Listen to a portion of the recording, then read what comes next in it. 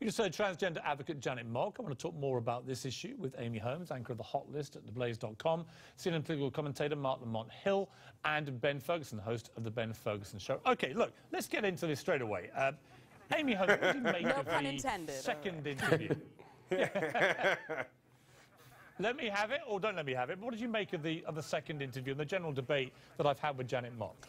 You know, watching from the green room, it was really confusing to understand what the conflict was. So I asked two of the folks that came with her to the interview, and I said, basically, the contention is that Janet never wants to be referred to as ever having been a boy, because from her point of view, she was always a girl. And the answer was correct. But it seemed like it was really more of a semantic issue here, because the one and only reason why she's on this show, has written a book, is getting national attention, was because she was born with male genitalia, went through surgery, and is now female. And that's, frankly, a pretty sensational thing to go through in life.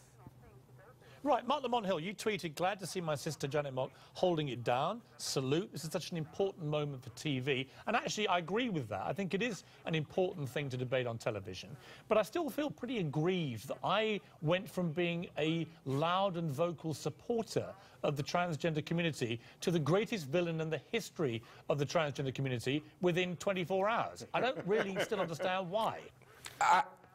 I totally get your frustration, Piers, but I think this is one of the challenges of being an ally, and I think it can be frustrating for communities when allies of that community, when they're questioned or challenged or critiqued, say, hey, wait a minute, don't critique me, I'm your best friend, I'm an ally. It's like when white people point to the number of black friends they have, or men talk about the binders full of women that they've hired. You know, it's really important for us to take critique and think about it. Now, I agree with you. I actually wish Janet, in the interview, had questioned you and challenged you on your use of language around boy and manhood. I think you were wrong to do it. I think she should have challenged you on it. But I do understand her point of being scared. This is a national interview on a major show, on a major network. I could see how she was intimidated and upon watching it later had a different response. But for me, Piers, the bigger issue isn't the use of language. It's the fact that so much of the interview centered around the sensational aspects about genitalia. There's so much more about trans life, trans experience that I wanted you to cover. Piers. Cece McDonald, a trans woman. Oh, wait a minute, wait a minute. Okay, I'll come to Ben. No, Ben, I'll be with Ben in a moment. No, Mark, Mark, let me come back on you.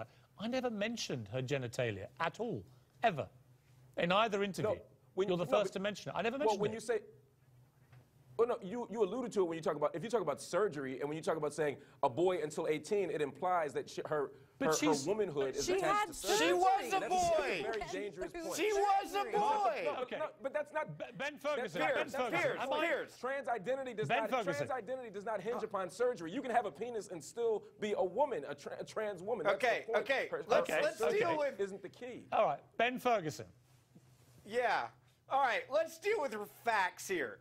She was a boy and she was a man when she was born. Now, she can be in the head and say she refuses to accept that. I disagree. But based on medicine and based on doctors, you come out and you're a man or you're a woman. If you want to change that, that's your decision. But let's really get to this tonight, Piers. Ben, that's not a fact. Ben, just because you say it's a fact doesn't make it true. Piers.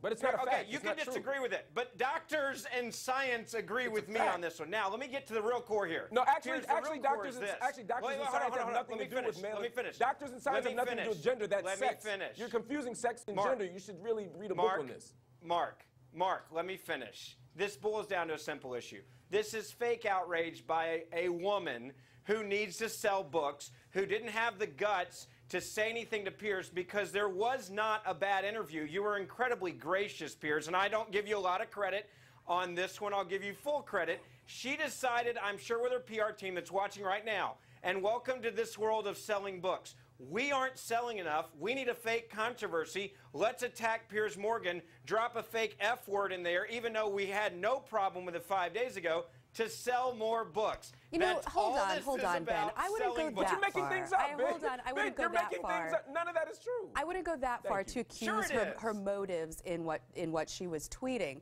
But what I would point out is that there are lots of beautiful black women in the world, lots in this building at this very moment, and they are not sitting in a one-on-one interview with Piers Morgan during prime time on CNN. She was here to discuss the fact that she was born one gender, or one sex, as Mark would like to say, went through surgery surgery, went through a psychological process, but also a physical process to become a female. Right, but Amy, and we can debate whether or not that is superficial but or whether or not that is something But that's not deeply the only. ingrained. That's not the only. That's not the What only I would issue. say, okay, That's not the only let me bring issue. an end to it. Let me wait.